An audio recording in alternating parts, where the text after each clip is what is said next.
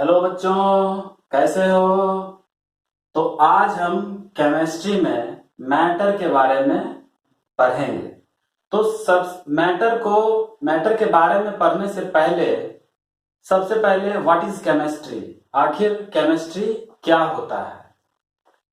तो chemistry science का वैसा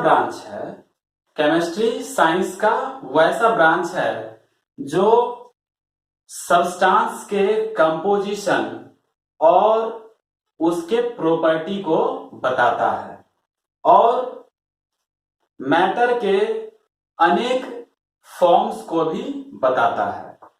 तो हम केमिस्ट्री के डेफिनेशन को लिख सकते हैं।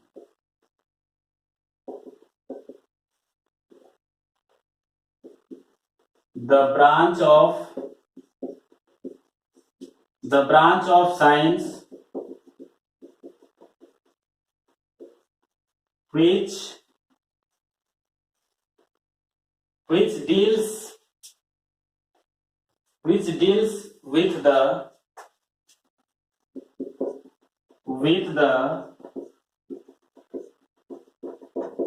composition and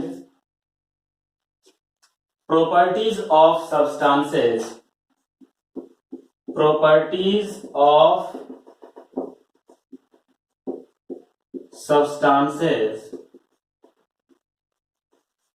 and various elementary forms of matter.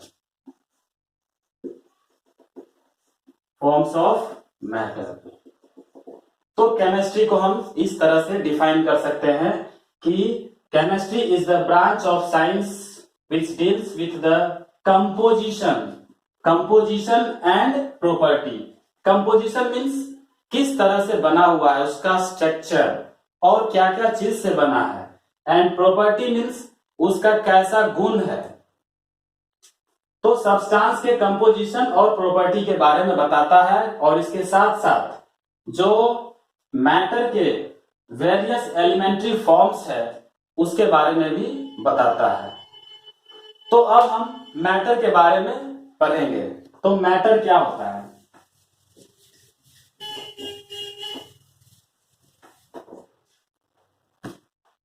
तो matter is the material of which the universe is composed. Matter वैसा मटेरियल है जिससे पूरा यूनिवर्स बना हुआ है। जो भी हम आसपास जो भी चीजें को हम देखते हैं वो हमारा मैटर से ही बना होता है। जैसे में हम चेयर देख सकते हैं, जैसे में हम स्टोन देखते हैं, जैसे में वॉल देखते हैं। तो matter is the material of which the universe is composed. Matter क्या है? वैसा मटेरियल है जिससे पूरा ब्रह्मांड बना है। तो मटेरियल को हम डिफाइन करते हैं। So material may be defined as something that occupies a space, possesses mass and offers resistance to any stress। तो हम लिखेंगे मैटर के डेफिनेशन को। Matter may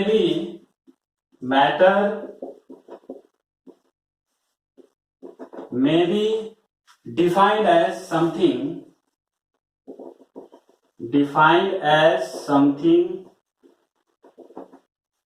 that matter may be defined as something that occupies a space,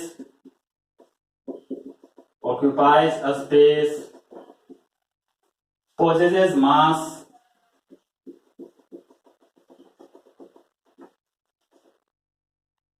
and offers resistance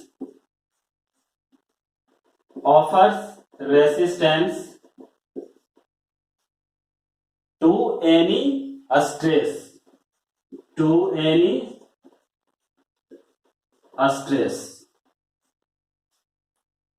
force applied on it।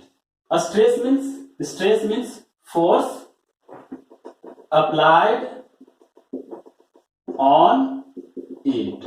तो matter को हम लोग define करते हैं, मैटर कोई भी चीज मैटर हो सकता है जब वह स्पेस ऑक्यूपाइज करता हो, स्थान छेदता हो, स्थान घेरता हो, या फिर पोजेसेस मास, उसका कुछ मास हो, एंड ऑफर्स रेसिस्टेंस, या फिर वह किसी दूसरे पे फोर्स लगाता हो। जैसे में एग्जाम्पल में हम प्लांट्स, एनिमल्स, टेबल, चेयर, बहुत सारा जो भी आसपास हम देख रहे हैं वे सभी मैटर्स के उदाहरण हैं। मतलब कि the only condition for something, something का ओनली कंडीशन है, समथिंग को हम मैटर तभी कहेंगे जब ऑक्यूपाइज स्पेस, जब ये समथिंग स्पेस ऑक्यूपाइज करता हो और उसका कुछ मास हो, है ना। तो अब हम लोग सब्सटेंस के बारे में देखते हैं कि व्हाट इज सब्सटेंस।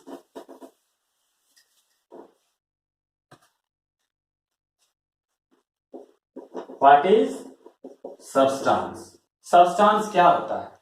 तो सब्सटेंस क्या है? एक मैटर है। Substance is a matter which has a specific composition and a specific property। वैसा मैटर जिसका स्पेसिफिक कंपोजिशन हो और स्पेसिफिक प्रॉपर्टी हो, उसको हम लोग क्या कहते हैं? सब्सटेंस कहते हैं। तो a substance, a substance is matter which has a specific composition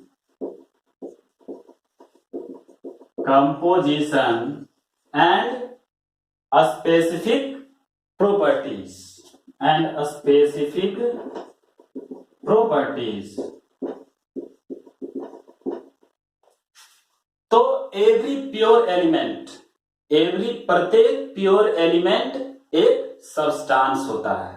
प्रत्येक प्योर एलिमेंट एक सब्सटेंस होता है और प्रत्येक प्योर कंपाउंड भी एक सब्सटेंस होता है। तो every pure element and every pure compound is a substance. तो एग्जाम्पल के तौर पे हम ले सकते हैं, जैसे कि शुगर, चीनी। Sugar is a substance. क्यों? Because even the smallest particle of the sugar is sweet.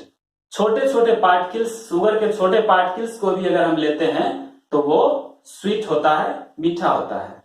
तो मैटर को बहुत तरह से क्लासिफाइड किया जाता है। So matters are classified in so many ways। so in ancient Indian philosopher, जो एंशियंट प्राचीन इंडियन फिलोसफर थे, उन्होंने कहा था कि all the matter including living or non living was made up of 5 basic elements। कितने basic elements? 5 basic elements. Air, earth, fire, sky and water.